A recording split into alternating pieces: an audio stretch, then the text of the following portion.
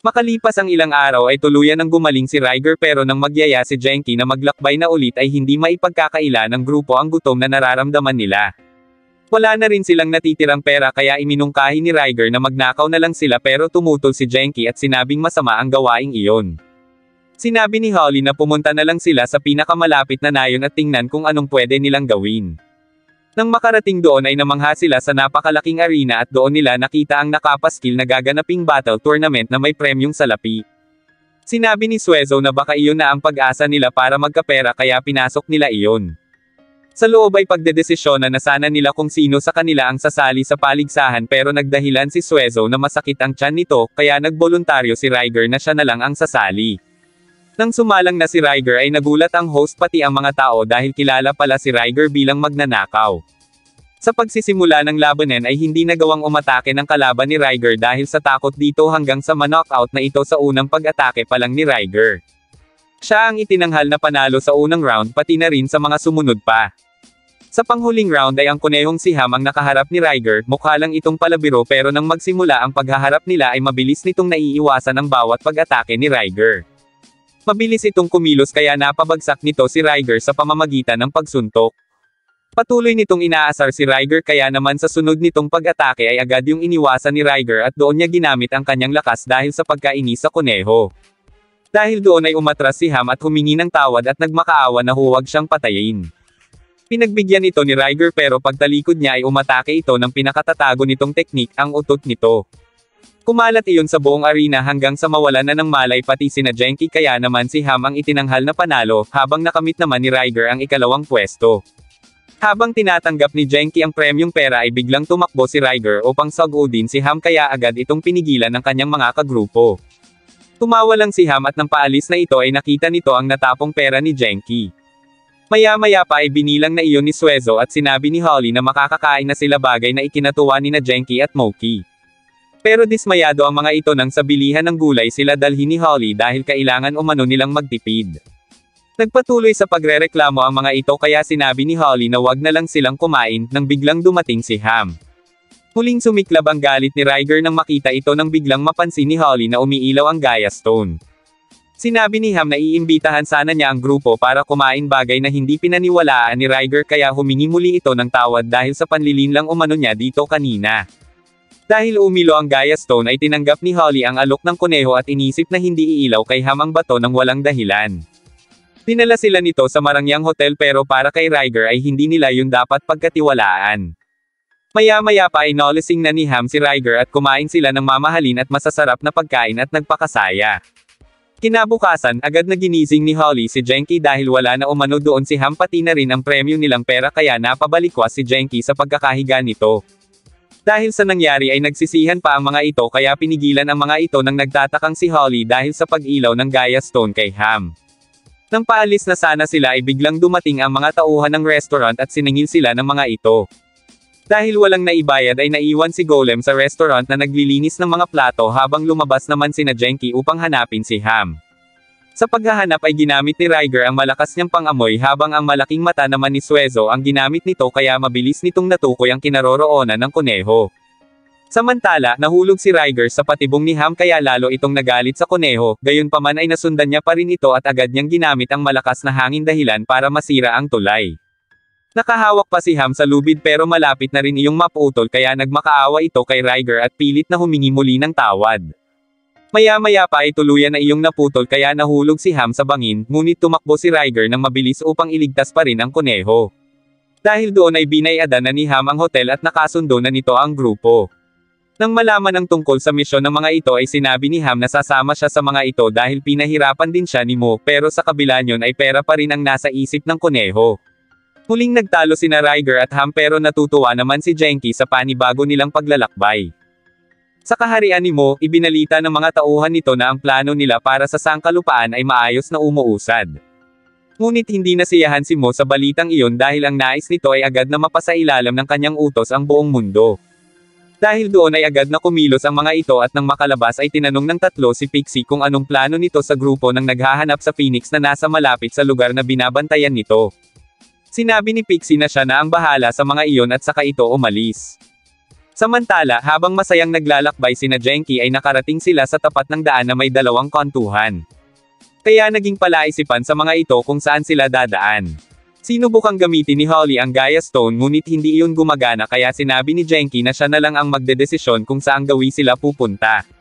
Sinabi nito na kakanan sila dahil iyon ang kutob nito pero para kay Riger ay kakaliwa sila dahil iyon ang intuition nito bilang isang halimaw at mas mapagkakatiwalaan umano ang pakiramdam niya kesa kay Genki.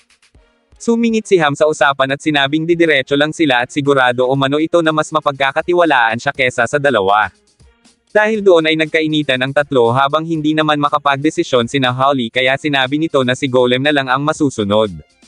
Pinaikot ni Golem si Suezo at sa oras na tumigil ito ay kung saang gawi iyon nakaharap ay doon sila pupunta. Natamba si Suezo na nakaharap sa paunahan kaya pakiramdam ni Ham ay tama nga siya. Nagpatuloy na ang mga ito sa paglalakad at gamit ang sapatos na may gulong ni Genki ay mabilis itong umabante hanggang sa magdirdiretso na ito hanggang sa bangin kaya pinagtawanan lang siya ni na Suezo. Tingid sa kaalaman ng grupo na sa itaas ay naroon ang mga masasamang kuneho na ipinadala ni Pixie upang kalabanin sila. Habang naaalala ni Golem ang tirahan niya dahil sa mga bulaklak ay biglang narinig ng mga ito ang tunog ng kampana. Nagkakagulo pala ang mga tao dahil may namataan umano ang mga ito sa pintuan ng baha. Tiningnan ni Suezo kung sino ang mga iyon at laking gulat nito nang makita na sinisira ng mga ito ang gate. Nabahala ang mga tao dahil oras na masira iyon ay babaho sa lugar kaya agad na sumugod si Riger at inatake ang dalawang kuneho. Nakita nito na mga tauhan iyon ni Moon nang biglang dumating pa ang mga kasamahan pa ng dalawa. Doon ay nagharap ang magkabilang grupo pero sa huli ay natalo nila ang mga kuneho kaya tumakbo na ang mga iyon palayo pero sinabing hindi pa sila tapos. Tubos na nagpasalamat ang mga taga-nayon sa kanila, ngunit maya-maya pa ay biglang may umagos na tubig mula sa gate. Sinubukan pa iyong pigilan ni Genki pero nagsimula ng mag-itak ang gate at ayon sa kalkulasyon ni Ham ay mawawasak na iyon sa loob lamang ng 5 minuto. Mas dumami na ang mga butas kaya habang tinatakpan yun ni na Genki ay kumilos ang mga residente upang kumuha ng ipantatakip nila upang hindi bain ang lugar na tinitirahan nila. Malaki ang naiitulong sa kanila ng dumadaloy na tubig sa dam pero kung masisira ang gate ay iyon ang sisira sa kanilang nayon.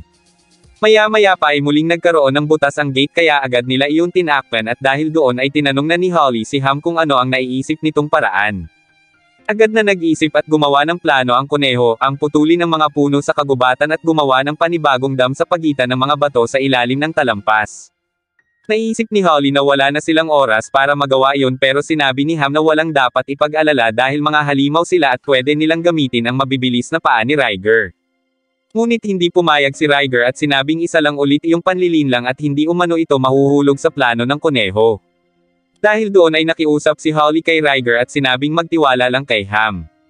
Nang biglang magbadya na naman ang pagkasira ang gate kaya pumayag na si Riger at agad na kumilos. Dinala ni Holly ang mga residente sa ligtas na lugar habang nagtatrabaho ang mga halimaw. Nagtulong-tulong ang mga ito sa pamamagitan ng kanya-kanyang gawain habang nakatoka naman sina Genki at Moki sa pagbabantay sa gate. Maya-maya pa ay natapos na ng mga ito ang gate kaya tinawag na ni Ham sina Genki at Moki pero kasabay niyon ay ang pagkasira ng gate kaya mabilis na tumakbo ang dalawa. Gayunpaman ay nakaligtas naman ang mga ito kaya natuwa sila dahil nagtagumpay ang kanilang plano. Ngunit agad din iyong nasira kaya tumakbo sina Ham kay Holly at sinabing palikasin na ang mga tao dahil delikado. Hindi ito kumilos agad bagkus nakatingin lang kay Genki na pilit pinipigilan ang pagkawasak ng gate dahil nais umano nitong protektahan ang nayon. Bumaba na rin sina Riger upang tulungan si Genki kaya pati sina Holly at ang mga residente ng nayon ay tumulong na rin hanggang sa humupa na ang pagtagas ng tubig. Ngayon ay masasabing nagtagumpay na nga sila kaya masayang masaya ang mga ito. Pagkatapos nyon ay nagpaalam na ang grupo sa mga taga-nayon at sa kanilang paglalakbay ay muli silang nakarating sa pakros na daan. Sa pagkakataong ito ay pinagbigyan nila si Genki na pumili ng daang tatahakin nila dahil sa pambihirang sakripisyo nito kanina. Sa kaliwa nito napili kaya naman doon nga dumaan ang grupo. Isang umaga ay nagising si Genki na nasa loob na siya ng kanyang silid bagay na hindi nito matanggap hanggang sa napunta siya sa iba't ibang weird na lugar. Isinigaw niya ang pangalan ni Moki hanggang sa magising na siya sa katotohanang nasa Monster Farm pa rin siya. Masaya si Genki dahil panaginip lang iyon kaya kahit masama ang panahon ay masaya nitong sinalubong ang umaga. Masigla nitong ginising ang bawat isa at maya-maya pa ay nag-almusal na sila. Habang umiinom ng tsaa ay ikinwento ni Genki ang tungkol sa panaginip niya pero nagtaka sina Suezo dahil hindi natuwa si Genki na nakabalik na ito sa bahay nila. Sinabi ni Genki na matagal niya ng pangarap na makapunta sa lugar tulad ng Monster Farm para maglakbay. Dahil sa lakas ng ulan ay hindi pa makaalis ang grupo kaya naman nakipagkwentuhan muna si Genki kay Holly tungkol sa buhay nito bago umano sila nagkakilala tulad ng kung sino ang mga magulang at kapatid nito. Ngunit mapapansin na nalungkot si Holly kaya pinigilan na ni Suezo si Genki pero sinabi ni Holly na ayos lang iyon dahil alam nitong hindi maiiwasan na hindi yun mapag-usapan. Ikinwento ni Holly na iniwan siya ng kanyang ama noong bata pa siya at umuulan din ng araw na iyon. Maliit lang ang nayon na tinitirahan niya noon at magkakasundo ang mga tao at mga halimaw. Ngunit dahil sa pagkatalo sa eleksyon bilang bagong pinuno ng nayon ay naglaho ang kanyang ama. Habang nangungulila sa ama ay nakita ng matanda na umiilaw ang mga bato bagay na ikinagulat nito at tinanong kay Holly kung kailan pa nagsimula ang abilidad na iyon. Pinayuhan ng matanda si Holly na huwag ipagsasabi kahit kanino ang tungkol doon. Sanggol pa lang si Holly ay namatay na ang ina nito kaya tanging mga halimaw ang naging pamilya nito at doon nag-umpisang maintindihan ni Holly ang pakiramdam ng mga halimaw. Makalipas ang 5 taon noon, iyon ang unang beses na nakahanap si Holly ng disc stone at doon lumabas si Suezo. Naintindihan na ni Genki kung bakit pinigilan siya ni Suezo sa pagtatanong. Ipinagpatuloy ni Holly ang kwento, makalipas ang 2 taon, umuulan din noon at habang natutulog ay bigla siyang isinama ng matanda paalis dahil aatakihin umano sila ng mga alagad ni Mo. Pinatago si Holly ng matanda at doon ibinigay ang isang bagay na nasa lalagyan. Bago isara ang pinto ay sinabi ng matanda na huwag lalabas si Holly hanggat hindi pa tahimik ang kapaligiran. Hinarap ng mga taga-nayon ang masasamang halimaw na nais makuha ang Gaia Stone dahil sa kakayahan nitong makapagturo ng kinaroroonan ng mga Disc Stone upang magkaroon pa umano sila ng maraming alagad. Lumaban ang mga taga-nayon para maprotektahan ang bato pero natalo ang mga ito.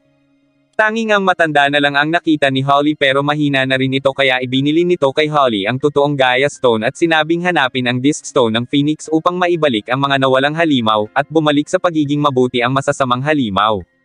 Sa paraang iyon nila matatalo si Mo kaya umaasa umano ang matanda kay Holly, at pagkatapos ay binawian na ito ng buhay.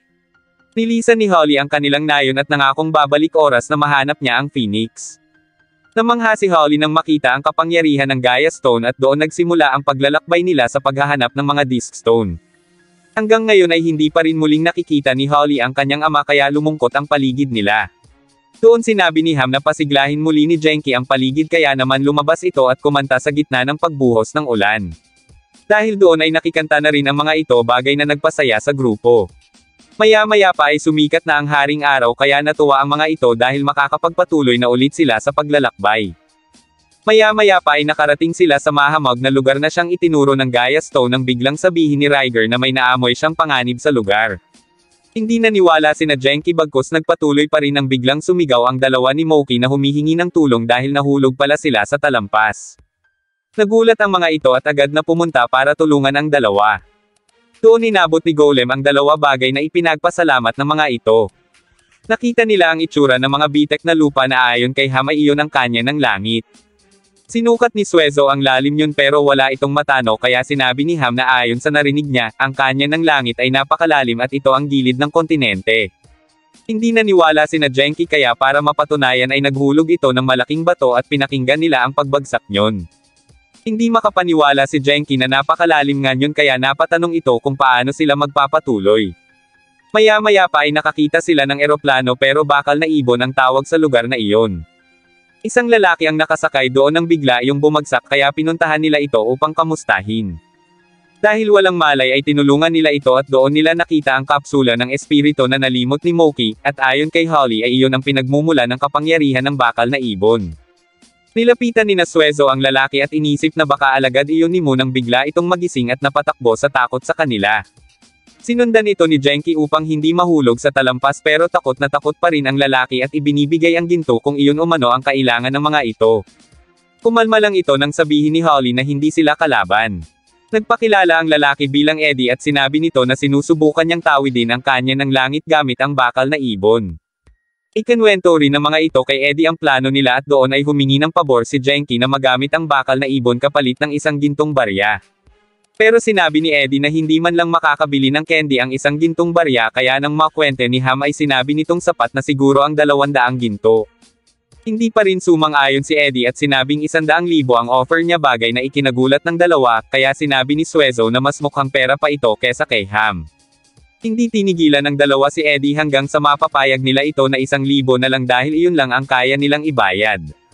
Habang tinitingnan ang plano ay napaisip si Suezo kung paano maisasakay doon si Golem. Sinabi ni Eddie ang mga kasangkapan sa paggawa ng hot air balloon tulad ng mga kahoy, mga dahon, at langis para sa gasolina, kaya nagpares-pares ang grupo para sa kani-kanilang mga hahanapin bukas pagsikat ng araw.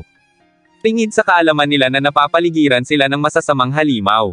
Kinabukasan ay masigasig na ginawa ni Moki at Genki ang pangunguha ng mga dahon, habang masarap naman ang buhay ni Ham dahil mag-isang hinihila ni Riger ang napanguha nilang mga nyog, kaya naasar na naman dito si Riger.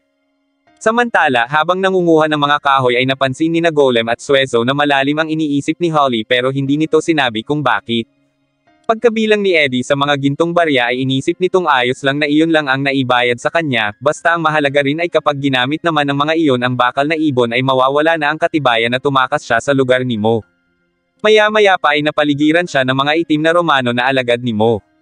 Pinakiusapan niya ang mga ito na huwag siyang patayin pero sinabi ng pinuno na hindi siya huhulihin kung susunod siya sa ipag-uutos nito at bibigyan pa siya ng ginto. Nagulat si Eddie nang sabihin ng pinuno na isabotahe ang gagawing bakal na ibon para sumabog iyon pag ginamit ng grupo, pero para sa kapakanan niya ay sinabi niyang susundin niya ang gusto ng mga ito, kaya umalis na ang mga iyon at nag-iwan nga ng mga ginto. Sinimulan na nila ang paggagawa at pagkatapos ay sabay-sabay na silang kumain. Excited na ang mga ito na magamit ang bakal na ibon para bukas, kaya naisipan din ni Genki na tanungin si Eddie kung anong meron sa kabilang bahagi ng kanya ng langit, bagay na ikinagulat ni Eddie. Sa pagkagulat ay natapon pa nga ang kinakain nito, kaya muli itong tinanong ni Genki pero sinabi ni Eddie na pangkaraniwan lang din ang lugar na iyon. Maya-maya pa ay nakatulog na ang lahat, kaya bumangon na si Eddie para isabotahe ang sasakyan.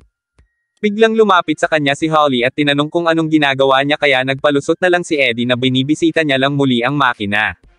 Itinanong ni Holly kung ano nga ang dahilan kung bakit lumiban si Eddie sa kanya ng langit pero nagpalusot na naman ito.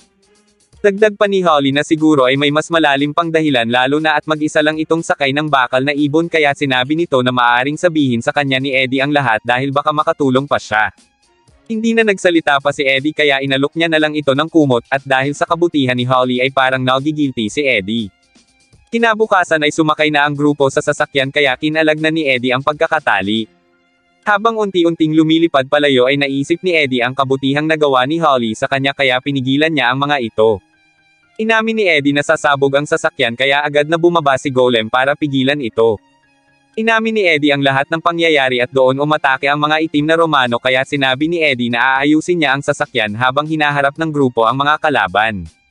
Agad na sumugod sina Genki habang sinabi naman ni Eddie kay Holly na mapanganib ang kabilang parte ng kanya ng langit dahil pinamumunuan yun ng masasamang halimaw na umaalila sa mga tao.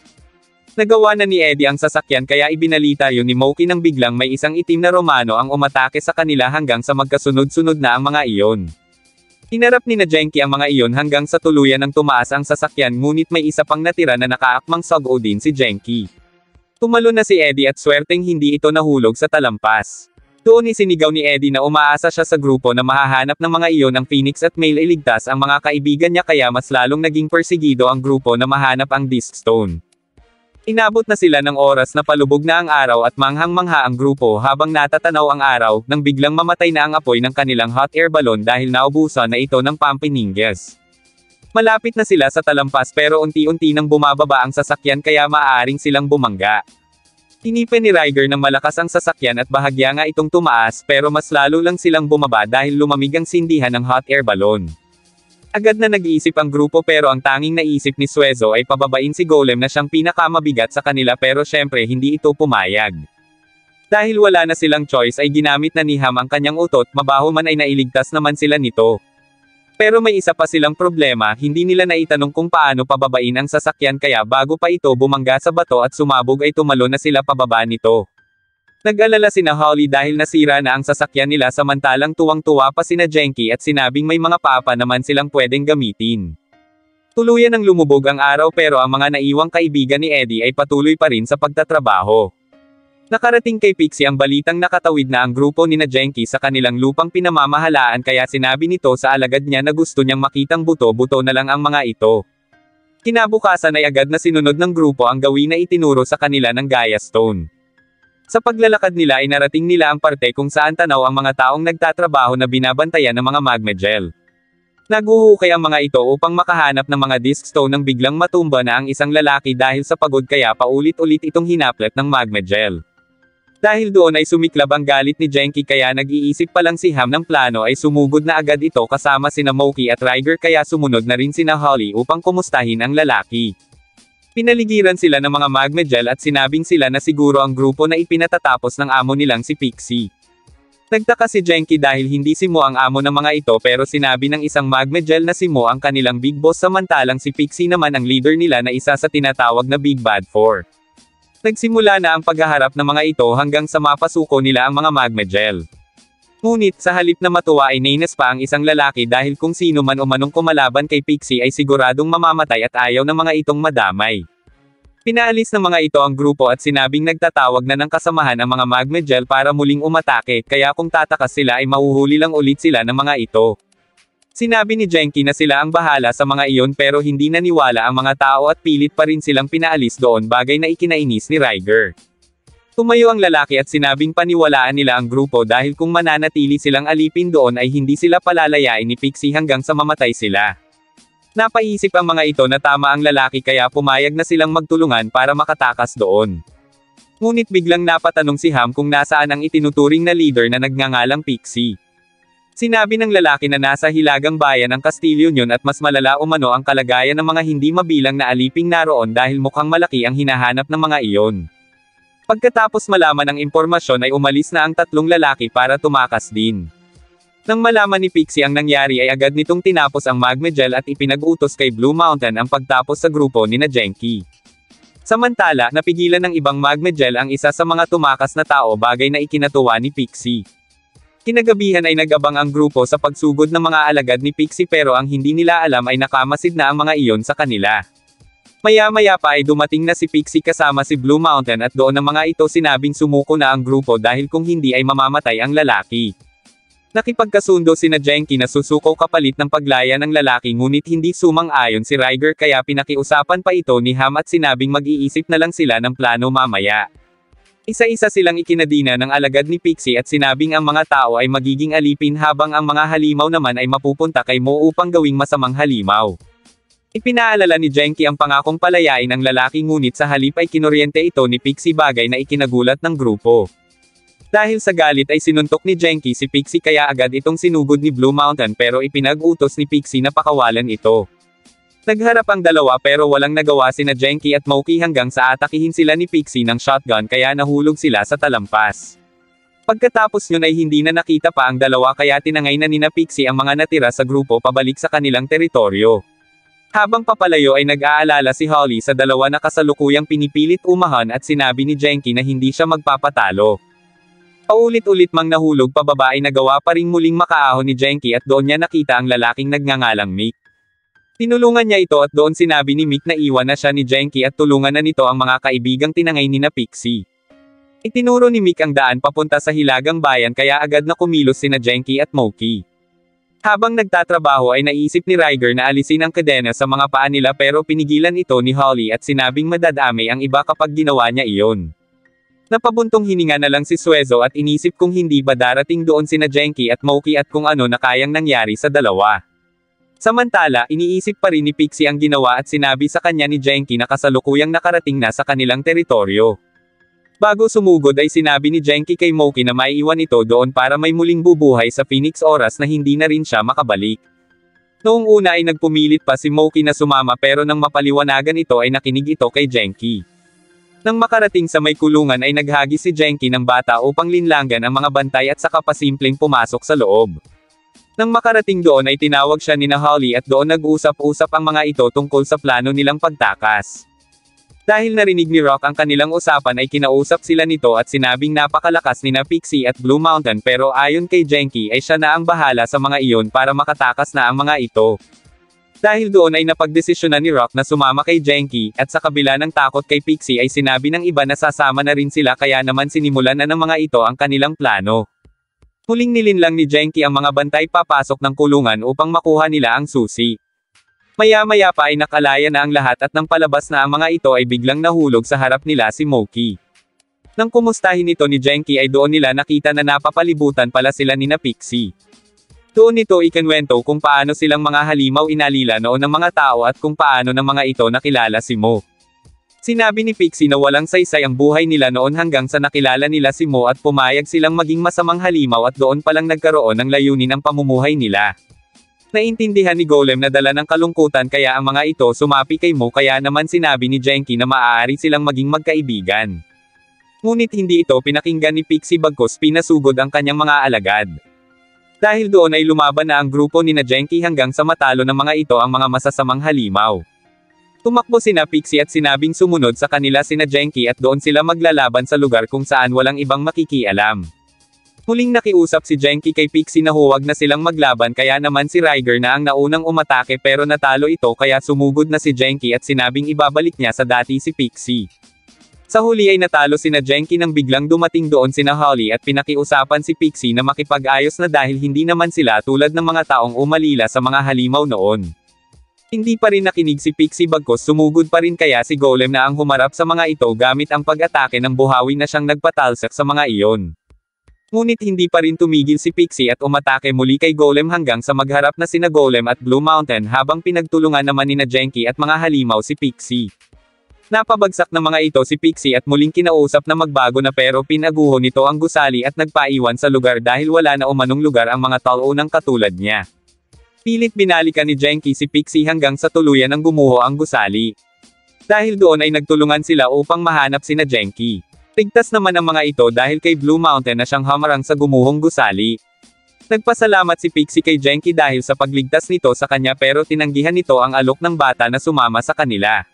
Sa pag-alis ni na Pixie ay hindi na iyon ginantihan ni na Rock dahil hindi umano sila ganong kasamang tao kaya naman nagpaalam na sina Genki sa mga ito.